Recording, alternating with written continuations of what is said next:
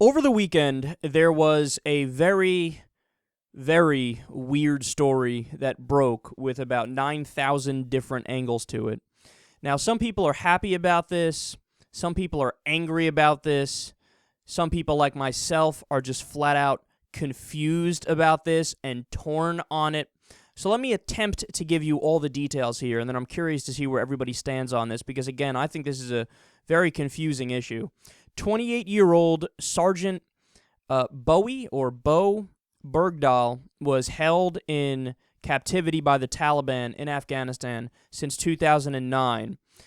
His release was negotiated and mediated by the government of Qatar, who has relations with both the United States and the Taliban, apparently. And so we got him back. And in return for his release, the U.S. released 5 Taliban operatives from Guantanamo Bay. Now, as I've often described to you guys on the show before, a lot of the prisoners, if not a overwhelming majority of the prisoners at Guantanamo Bay, I think it's about 83 of them, are innocent, and there's zero evidence of any wrongdoing on these people. Well, the 5 that we released, not so much. They were actually part of the group that there is evidence of wrongdoing on behalf of them. Now, I don't want to get into, should Guantanamo be open or closed. You guys already know my opinion on that. I don't even think it's debatable. I think it should be closed. It should have never been open in the first place, right? But that's a separate issue, so let's put that aside for a second and just discuss it in terms of the story that was released today. So we released these 5 Taliban operatives. We get back Sergeant Bergdahl. Now, who do we release? Well, let me give you the details. Abdul Haq Wasik served as the Taliban Deputy Minister of Intelligence. He's been released. Mullah Narullah Nori was a senior Taliban commander in the north when the Taliban fought U.S. forces in late 2001. He's released. Khairullah Karkwa, probably pronouncing that wrong, but he served in various Taliban positions, including Interior Minister, and had direct ties to Mullah Omar and Osama bin Laden. He's now released. Mohammed Nabi, who served as Chief of Security for the Taliban in Kalat, Afghanistan, and later worked as a radio operator for the Taliban's communications office in Kabul. He's been released. And the most controversial of all, and those others are already controversial, but this is even more controversial. Mohammed Fazl, according to Human Rights Watch, this guy could be prosecuted for war crimes for presiding over the mass killing of Shiite Muslims in Afghanistan in 2000 and 2001. He killed thousands of people. He's been released. Now, the upside of this move is obvious. So, you save the life of the one known U.S. soldier still in captivity in Afghanistan, by the way. And that's nothing to scoff at. Like, the one guy left who we know, U.S. soldier in captivity, and we were able to get him released. So that's the obvious upside of the situation. The downside is you just released some of the guys that we actually may have a case on, Again, putting aside that they were in Guantanamo. They should have never been in Guantanamo because Guantanamo should have never existed. But the idea that these people should be captured and brought up in an international court or even a U.S. court, if you can do it in a U.S. court, there's no doubt that at least some of these people that we released, there's a fucking case to be made against them. So that's the obvious downside. And there are other really strange aspects to this story. Like, for example, apparently the troops who served with Sergeant Bergdahl said he's a deserter. That it wasn't like he was captured, he just left his post without telling anyone and wandered into enemy territory, which is random.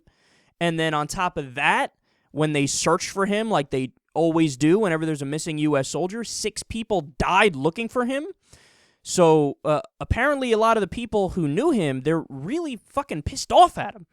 Also, according to a few outlets, he taught his captors badminton and celebrated Christmas with them, and he would have green tea parties with them and help them with cooking and stuff. So something is really, really funky in this story, man. Like, we don't have the entire backstory. I mean, there's a lot of elements to this that are just creepy and awkward. Apparently, another thing that the right wing is harping away on, but I wouldn't give much credence to this, is that they're talking about how, like, they're kind of hinting that he was a deserter of the United States of America, too. Like, he's anti-American and he wanted to join the Taliban, or, he wanted to leave American troops. And their evidence for that is that, there's some stuff that he had said in the past, like, he's questioning the motives of the war in Afghanistan, and he thinks that the U.S. is acting pretty evil in doing what they're doing, and that we shouldn't be doing the war in Afghanistan. And by the way, the reason why that's not convincing to me is because I say the same shit. I love the United States of America, and I say the same shit, that we shouldn't have went to Afghanistan. I do question our motives. We shouldn't fucking be there, and what we're doing is wrong. Does that mean I want to join the Taliban? Fuck no.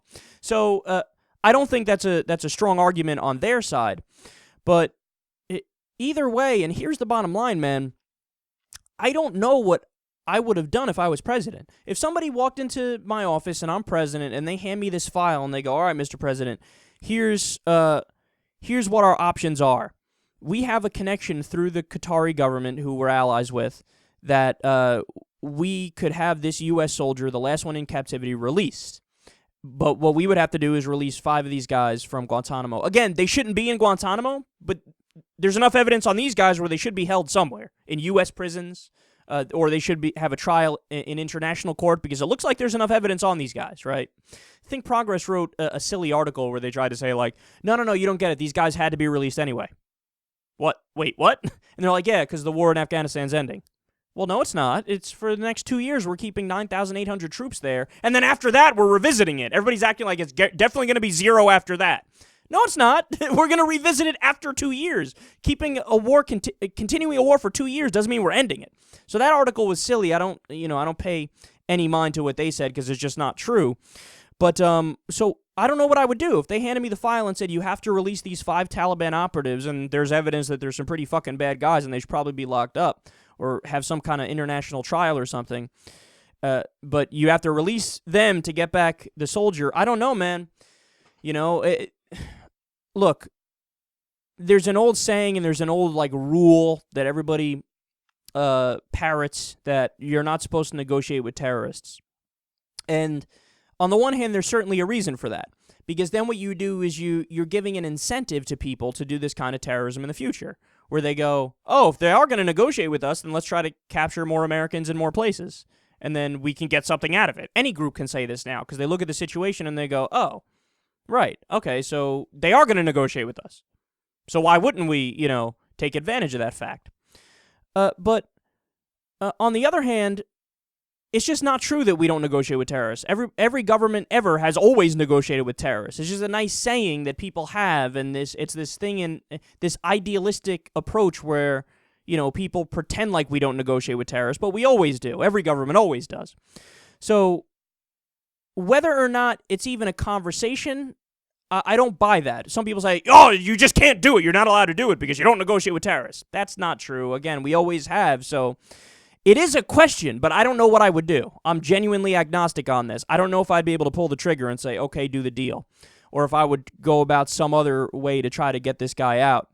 But it's a fascinating thing, man, and as I'm sure you guys already know, people are going to their respective political corners, and the Republicans are all acting like it's outrageous. How dare, President Obama do this? How dare he negotiate with terrorists? Meanwhile, their boyfriend Ronald Reagan was the first one to do that, but they loved it when he did it.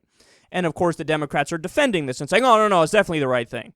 But I have to say, man, I'm genuinely torn, and I'm really interested to see what everybody else thinks about this.